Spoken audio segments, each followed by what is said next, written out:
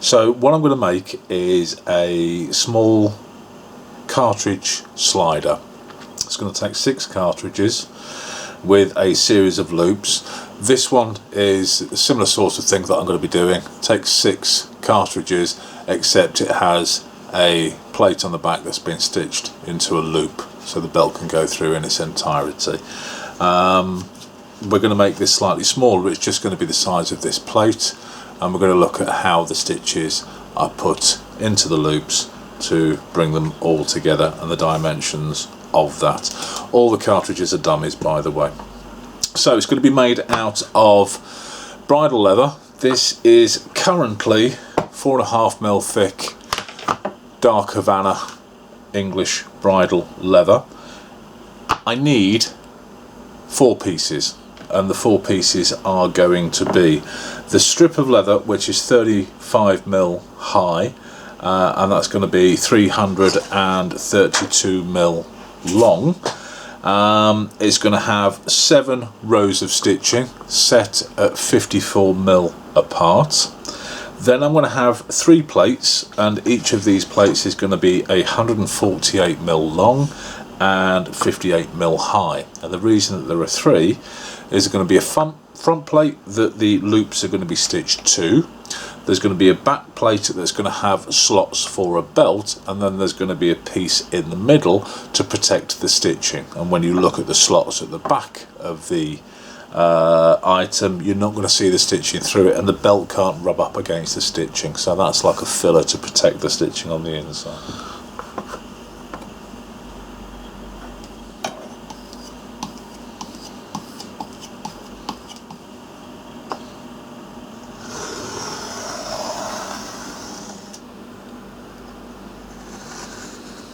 Okay, so the section for the loops has been cut to 35mm, and it hasn't been cut to length yet. It's going to want to be 332mm long, but when you put your markers on, there is the possibility that you're varying it slightly, and if you press particularly hard with your scratchel, you could stretch it somewhat, and it may only be 1mm, but it can have an impact. So I've set my dividers to 4mm, which is where the first stitch line wants to be, and that's marked into place. Now what I'm going to do is, I'm happy that this card is square, and I'm going to confirm that, and it is indeed nice and square. So I can pop this up against my first line, and I'm just going to overlap it ever so slightly, making sure that this edge of the card is in line with the leather, and I can put my next line. And I'm going to do this 7 times in total, which will give me 6 loops. So we'll cut to the end, as this is the boring bit. So we've marked our stitch lines 1, 2, 3, 4, 5, 6, 7, giving us 1, 2, 3, 4, 5, 6 loops. Now we can use our dividers, which are still set at 4mm, to set our cut line, put our square onto the leather and trim.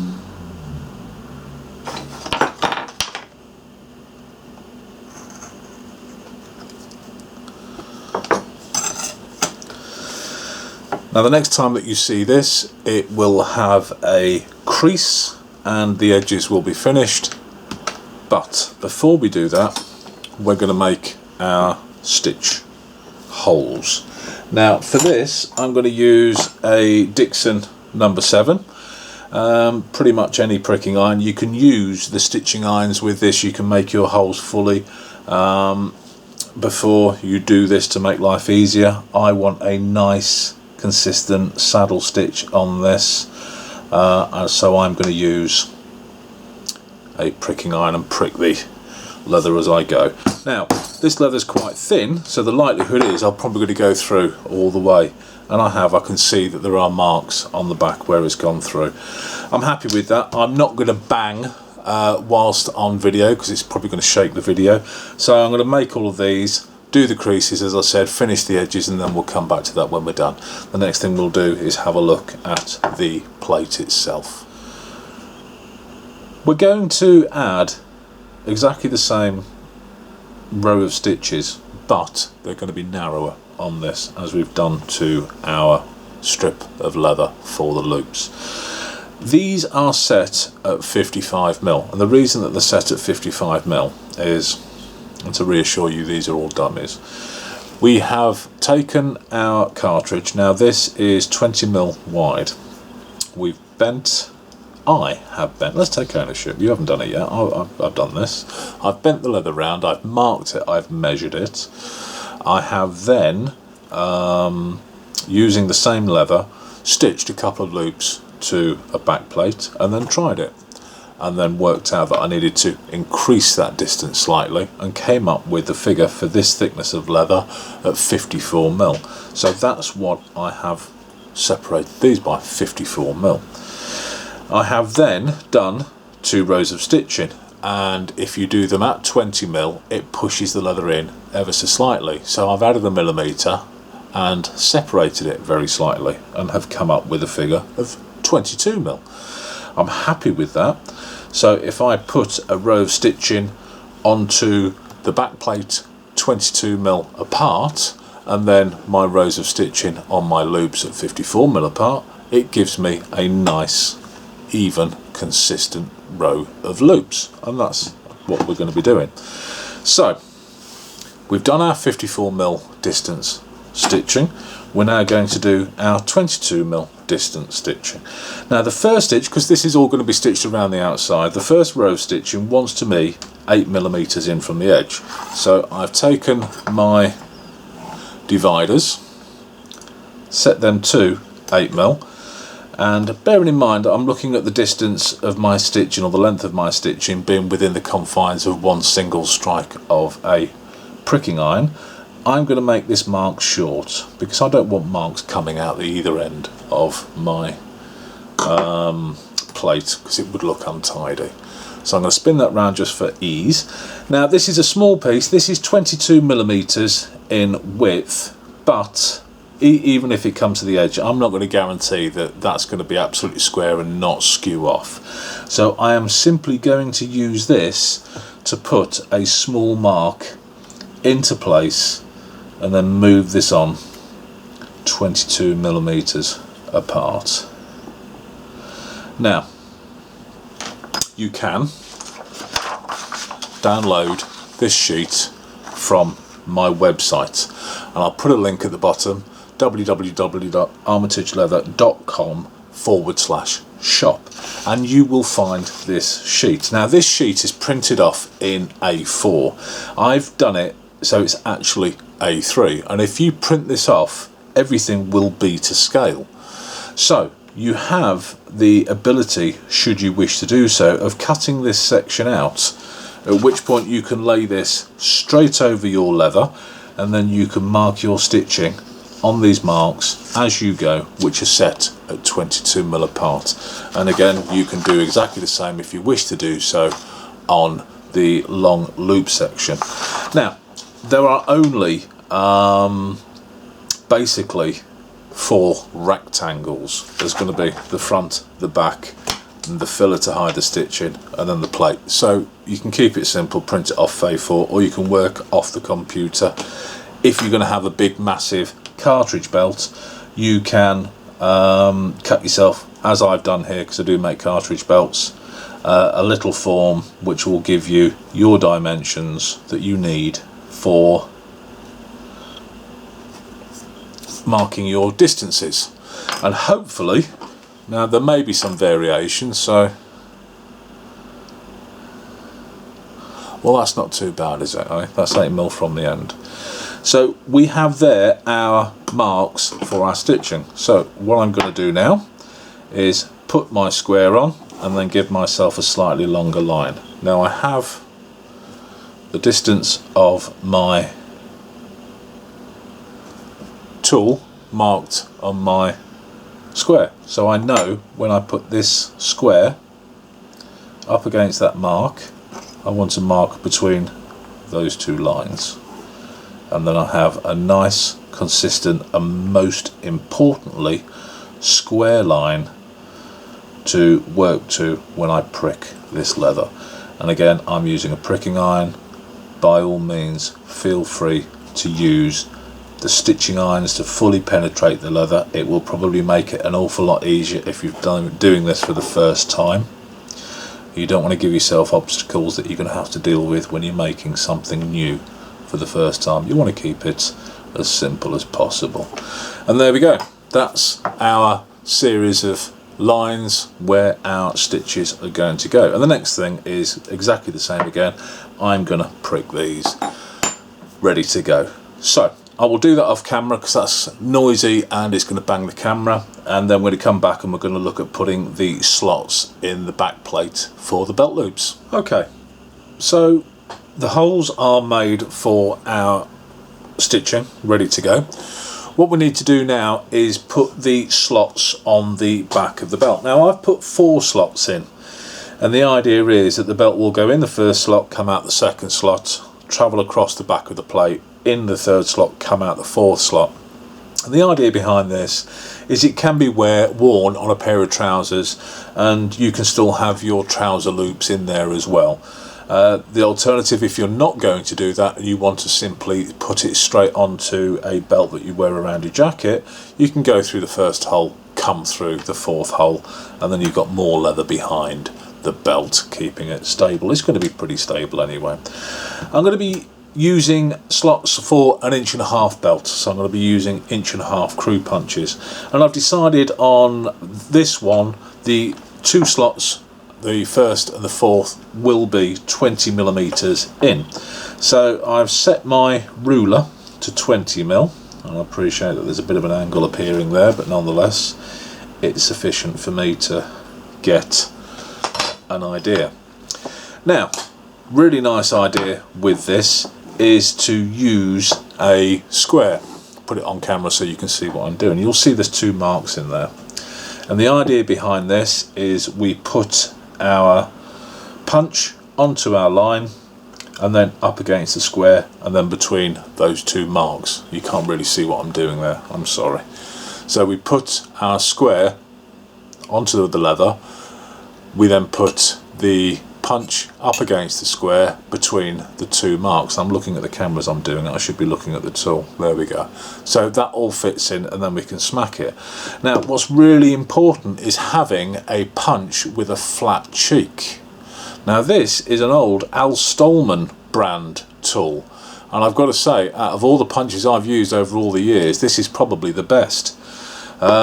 This is a CS Osborne. Now it's meaty, it's brutal, it does the job, but I've got to say the cheeks are rubbish, and I'm going to try and get a bit of an angle on there. I'm not doing a tool review, but it's important for you to know this, that this basically has a swell to it. There's no flat edge on the cheek either side, and that's really, really rubbish, because if you were to pop this onto the square, firstly you'll notice that the ends don't actually meet. Again, you can't probably see this. If I move over a little, you probably might be able to, but there's a gap at either end, so you've got to sort of govern that you're roughly even at both sides with the gap and give it a smack and hope it's upright and square. Whereas with something like this, you put that right up against the tool and that meets perfectly, which is fantastic for this.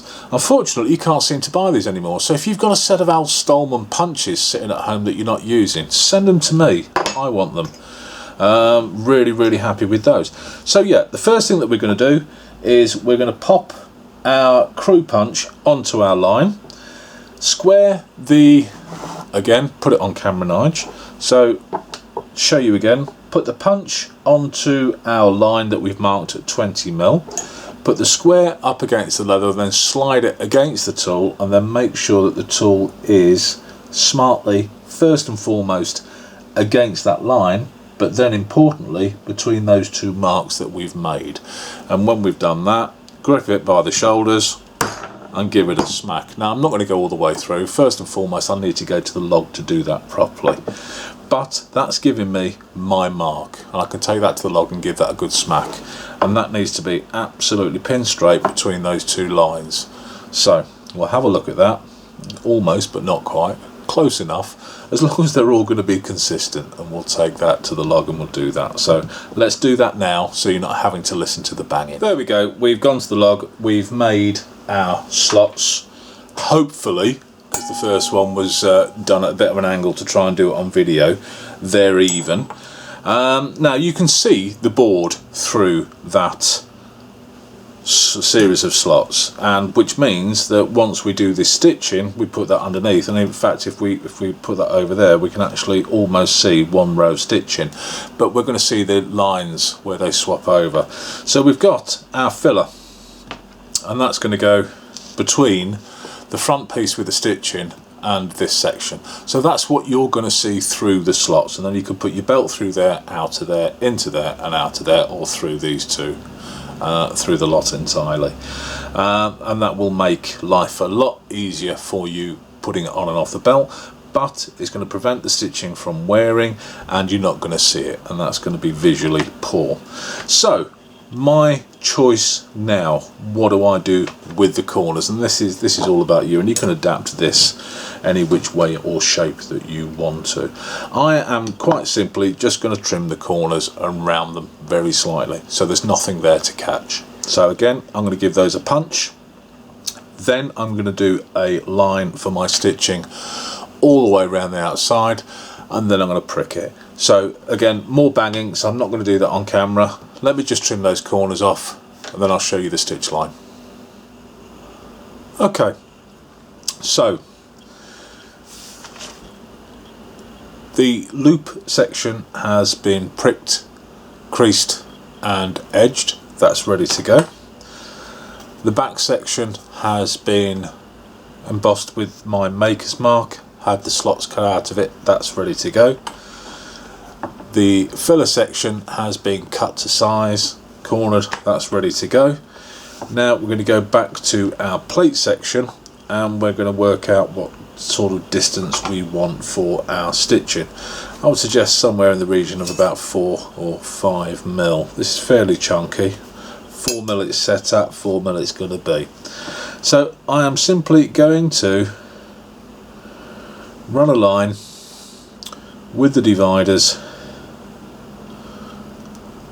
around the outside of the plate, and then I'm going to prick that up with a pricking iron.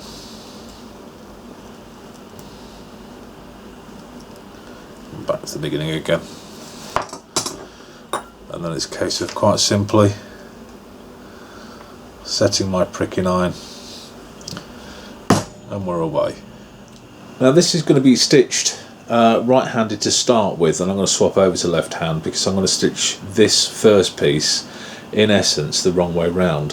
So what I need to do first is the second hole in and the penultimate hole I'm going to go through with the awl. That will then allow me to stick a couple of needles in to line up my row of stitching. So what I'm going to do is, when I made the holes for this section, the pricking iron went through entirely.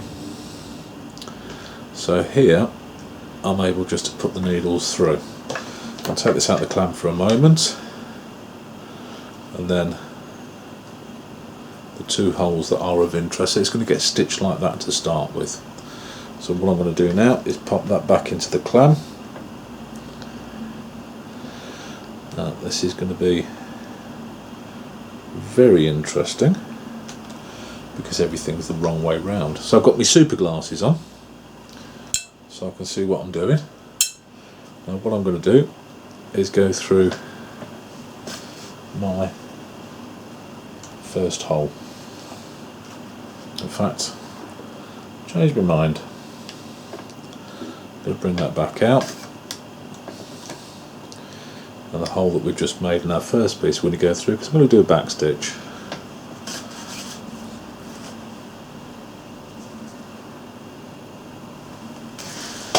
Center my thread, for those of you that are interested, I'm using 0.6mm bonded polyester tiger thread. That actually went through quite nicely, in fact, with a pair of John Jones needles, which are number 4 in size. Let me come through. We'll do that first stitch.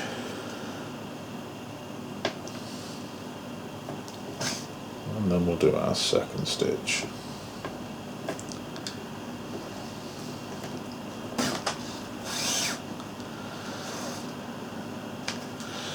Now, we are trying to locate where these holes are and then go through.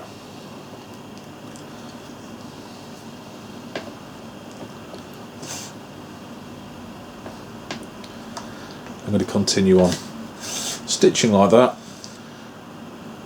until we get to the end.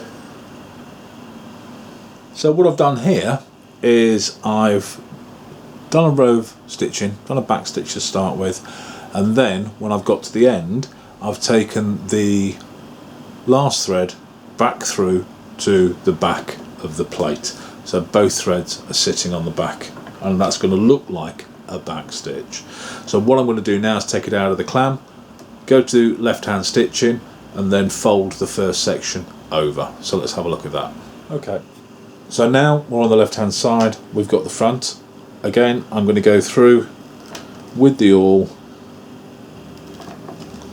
and I'm going to make 2 holes, and the idea behind that is we can pop this out, we can then locate that over the front, and then using a pair of needles we can go through the 2 holes at either end of the loop section of leather, and that's going to help us line up our loop for stitching. So we can take those out now. What we're going to do is going to go through the first hole, and we are going to take the thread that's furthest away from us, and we'll come back to the back in a moment.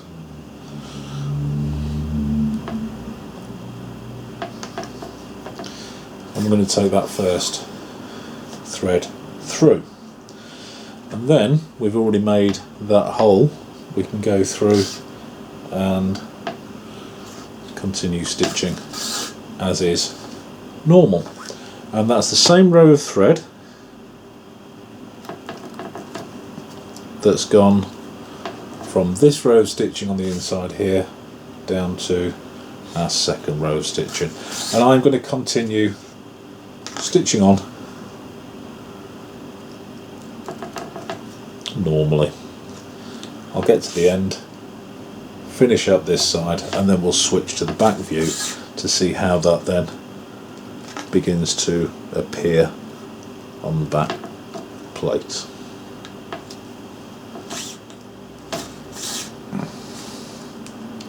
And we're getting towards the end of the row of stitching. Stitch right up to the last hole as normal, and then I'm going to take the needle that's on the left hand side and put it back through to the back of the leather. So both threads are now on the back of this piece of leather. So what we're going to do, lift this up, find our next row of holes, go for the second hole in from both sides, making a hole,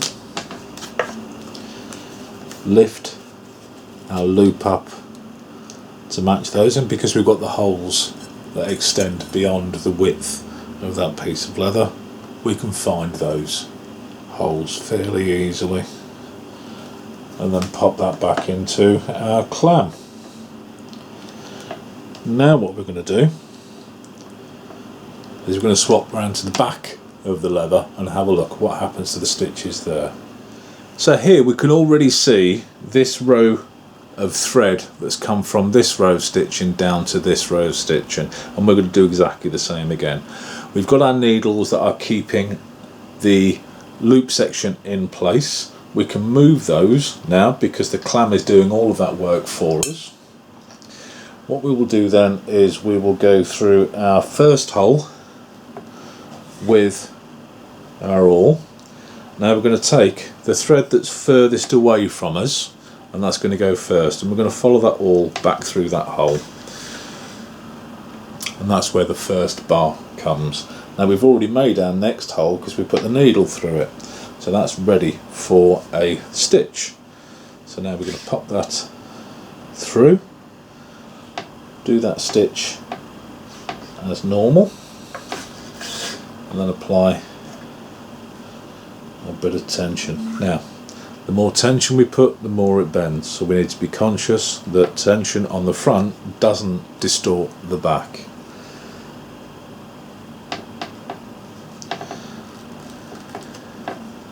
And then we carry on stitching exactly the same, and I will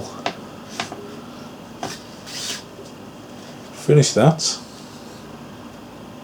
in its entirety. Off this last bit.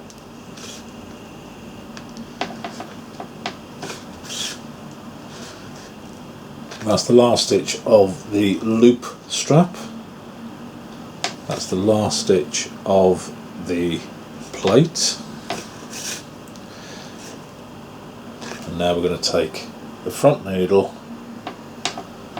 pass it through to the back. So again, for the next section down, we can pass those two threads along to the next one. Now, I've done 4 loops.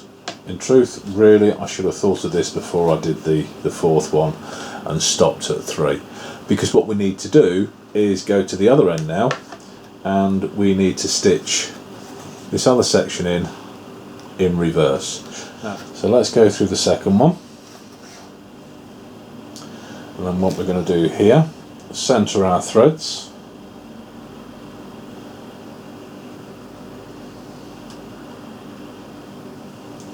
And then this is going to get bent into place, go through the first hole, put the thread through that, and again centre that, which is going to keep it in place loosely, and then we're going to stitch away from us, and that's going to begin to lock it in to where we want it to be. A little bit of lacing going on here because everything's very, very loose at the moment.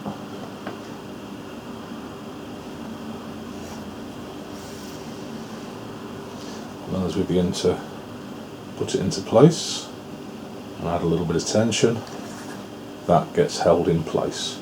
At which point then we can go through our second hole, and I need to swap my glasses out, I've got the wrong glasses on. You can see what I'm doing now. And we can carry on stitching as normal. Now we're high in the clam, and that's not the best way to stitch at all because the leather's not being held firmly for our stitching. But we need as much of this leather exposed so we can move it aside to get our hand in for doing our stitch. And we need to be able to find each subsequent hole. So a little bit of flexibility here. Like I say, had I remembered this needed doing, and to be fair, it's not like I didn't know it was coming, so I should have remembered. That's me being a little bit rushy with it all, but reasonably well recovered nonetheless. Making the holes has made it an awful lot easier because I would be struggling trying to get that all in here. So I'm going to continue, stitch that loop in reverse, and then come back to finish off stitching the loops normally. Okay, that's it done. And just a quick tester to make sure that everything fits nicely. it does. So that's all the stitching done on the front, and we can see all the rows of stitching between each loop has been sorted. And then on the back we can see that apart from this section here where I have been a complete buffoon, everything sits together, all the tension's nice, the threads lay flat. And then to protect these, because what we wouldn't want to do is to have our slotted pieces, and we can find out now that if we put that over the top we can actually see thread through it, and that's going to wear against the belt. We don't want that, so we'll take an additional piece of leather, lay it over the top, we'll glue this to the back, so that'll be a nice solid piece that hides all the stitching, and then everything else looks nice. Now incidentally, there is a top and bottom to this now. When we have taken our thread through to the back to cross to the next one, we have created in essence a small back stitch. It's that back stitch that wants to go at the top, so that will give greater strength as we're pushing the cartridges in and taking them out. So we're adding a little bit of strength to the top of each row of stitching with that back stitch, and that's going to be the top. The bottom doesn't get anywhere near as much tension, so we're not too fussed about that. But what we're going to do now is we're going to glue this piece of leather to this on the flat, and then we're going to make sure that the maker's mark is the right way up. So we have the maker's mark the right way up, the stitches at the top, the back stitches at the top, and at which point then the whole thing is the right way up, and then we'll stitch it together and we'll come back and we'll have a look at it complete. Now please feel free to leave comments below, but I will be honest, I have a lot of emails every day that I need to take care of. I've got the Armitage Leather Facebook page, I've got the Armitage Leather Instagram account. I don't pay a lot of attention to the comments below. If you aren't leaving a comment, then by all means do so, but if you have a question, please don't drop it below. Drop me an email, nigel@armitageleather.com. Put a post up on my Facebook page. I'm more likely to get the message there, either of those two places, than I am. The best is going to be the email. But yeah, by all means try not to leave a burning question below, as I don't really come back to this that frequently. I'll carry on stitching. When it's finished I'm going to bevel the edges. I'll give it a sand first, bevel the edges, black them up, give them a polish, and then when that's done we'll have one final look before we finish the video.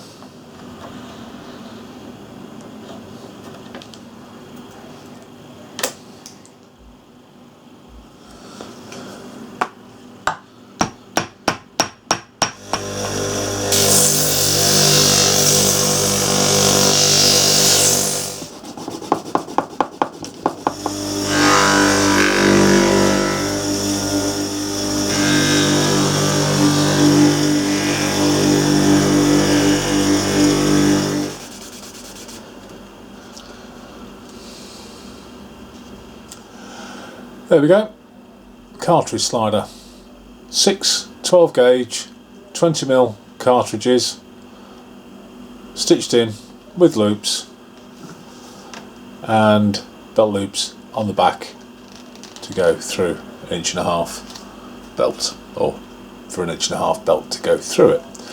Now you make 2 of these, they'll sit next to each other. You make 4, you've got a belt, and that's pretty much it. They all fit really, really nicely, and you look between, you'll see all the stitching that's gone to hold them together. Folks, go to my website armitageleather.com/shop. You will find the pack there. Feel free to download it, make it, have fun with it. You can even, I suppose, put a rifle sling through there, and then you've got a sling slider for your cartridges.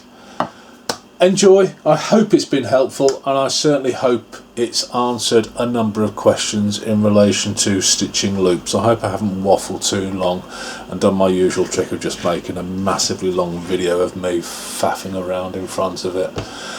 But if you found it useful, that's brilliant. Folks, enjoy. Thank you for watching.